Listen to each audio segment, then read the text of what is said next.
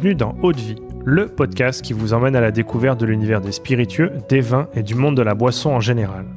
Je m'appelle Louis-Marie et je suis le cofondateur de Speakeasy, un média qui vous emmène explorer les actualités de ces univers passionnants.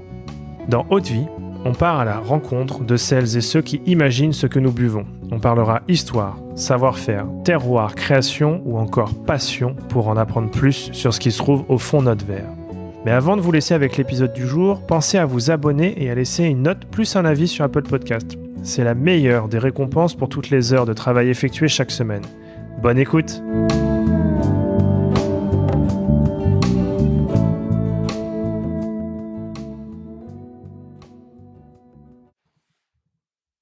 C'est parti.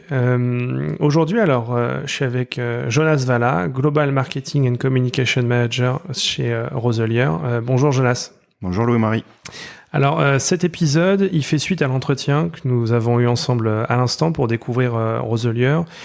Si vous ne l'avez pas encore écouté, je vous invite à le faire avant de poursuivre cet épisode. Et puis, si c'est déjà fait, bien vous êtes au bon endroit.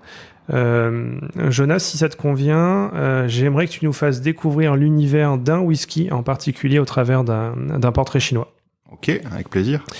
Donc tu as choisi de nous parler de Tourbet Collection. Si tu devais le décrire en 3 mots, ce serait quoi? Délicat, élégant, il m'en faut 4. Et puissance mesurée. Si ce whisky était un voyage, lequel serait-il? Moi, je me projette avec ce whisky dans un paysage de nature apaisée. Je me vois dans quelque chose d'assez vallonné, plutôt en automne, avec vraiment cette nature apaisée, fin de journée, cette belle lumière là, qui rase un peu, les arbres un peu orange, tout ça. Voilà, des petits oiseaux qui volent, mais on n'est pas en été non plus, quoi. Il y a un peu plus. Voilà, vraiment paysage de nature apaisée avec des collines en automne. D'accord. Ouais. Et dans ce paysage, si on devait trouver un arbre fruitier, quel serait le fruit? Ah, là, on est sur la poire, évidemment. On est sur la poire. Ça tombe bien, on la récolte tard, donc ça colle parfaitement. Bon, faut savoir que la poire, c'est quand même c'est des notes qu'on retrouve très régulièrement chez Roselier et qui est, particulièrement sur notre Tourbet Collection. Ouais. Ok, et peut-être maintenant, en complément de cette poire, une épice qu'on pourrait sentir dans l'air. On serait sur quelque chose d'assez doux. Pas vraiment d'épices, quelque chose de plus végétal, c'est ce côté un peu humus là, feuilles mouillées, sous-bois presque, voilà. Ouais. Pas vraiment d'épices ou autrement des choses très délicates, de la vanille, mais on quitte notre paysage là.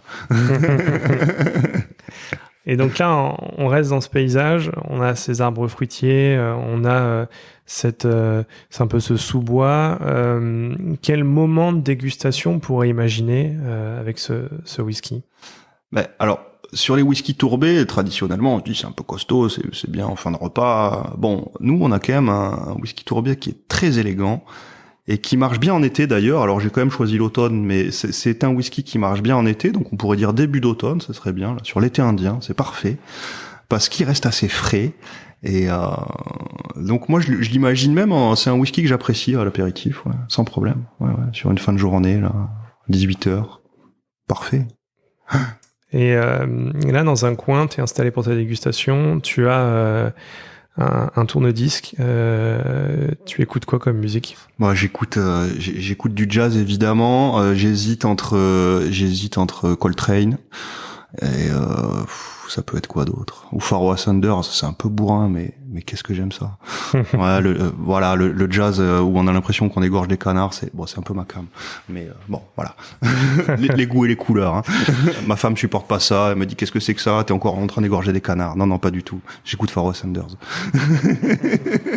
Et pour moi, c'est apaisant. Elle, ça la tend, mais au dernier degré. Mais moi, ça me fait voyager. Parfait. Et imaginons que tu manges un dessert en même temps. Quel dessert ce serait? Pas facile parce que j'aime pas les desserts très sucrés déjà et ça casse je trouve que ça casse Ça casse le whisky. Alors bon, le chocolat c'est facile, évidemment, c'est très simple avec le whisky tourbé, mais c'est tellement évident que c'en est ennuyeux, quoi. Hein, on pourrait envisager quoi?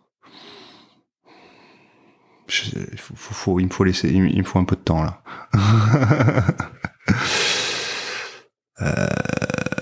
Non, pas du chocolat, c'est chiant.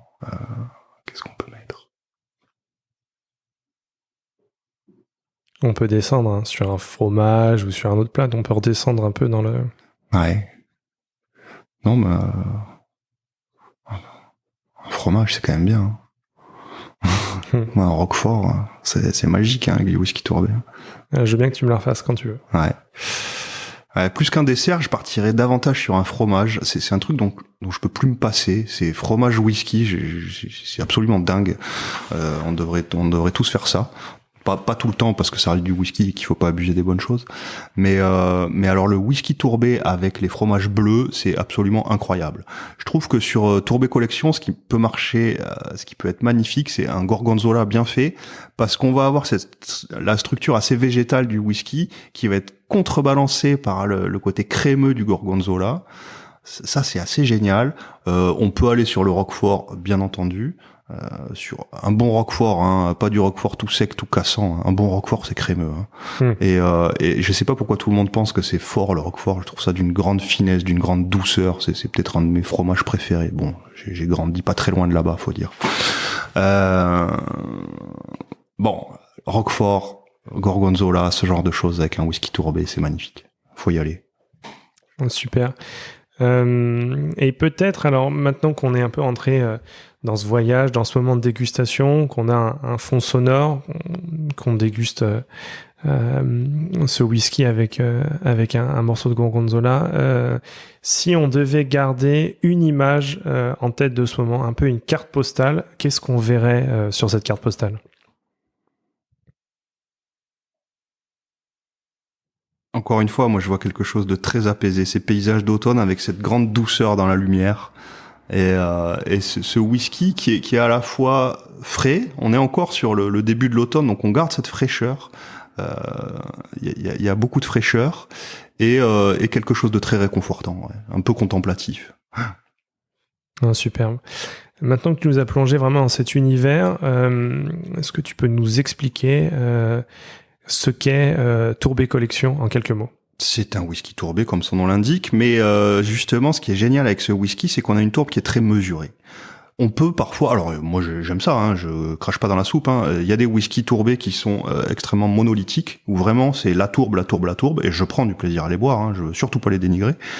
Mais avec Tourbé Collection, on n'est pas dans ce registre-là. On est sur quelque chose de beaucoup plus élégant, beaucoup plus délicat. C'est-à-dire qu'on a une tourbe qui va arriver très progressivement. Au nez, elle est plutôt discrète. Par contre, en bouche, elle est bien là, mais on est sur la tourbe végétale, sur le côté très végétal de la tourbe, là où d'autres maisons peuvent aller sur le côté plus viande séchée, plus cheminée, empyromatique, toutes ces notes-là. Nous, on va vraiment chercher le côté végétal de la tourbe. Je trouve qu'on a ces notes de bâton de réglisse, je parle de bâton, pas du bonbon, et qui est parfaitement contrebalancé par la gourmandise de notre distillat avec ce côté poire. Donc on a cette balance entre le distillat fruité gourmand sur la poire et cette tourbe végétale. Je trouve c'est un whisky d'une grande précision, d'une élégance folle. Pour moi, c'est un indispensable chez Roselier, clairement. Superbe. Et où est-ce qu'on peut le retrouver ? Alors, ça tombe bien. Nous, on est quand même relativement bien distribués chez les cavistes. On est dans un paquet de points de vente en caviste sur toute la France. Et puis, évidemment, sur notre site internet, whiskyroselier.com, il est dispo. Voilà. Super. Merci, Jonas. Merci à toi.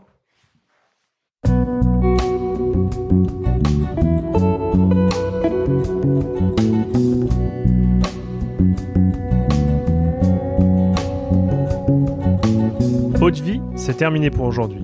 Enfin, presque. Si vous avez aimé cet épisode, pensez à noter Eau de vie 5 étoiles sur Apple Podcast avec un petit commentaire pour nous encourager. C'est ce qui nous aide à gagner en visibilité et nous encourage à produire toujours plus d'épisodes. Enfin, si vous souhaitez en apprendre plus sur l'univers des vins, des spiritueux et du monde de la boisson en général, rejoignez-nous sur Speakeasy, le lien est dans la description. Merci encore et à la semaine prochaine.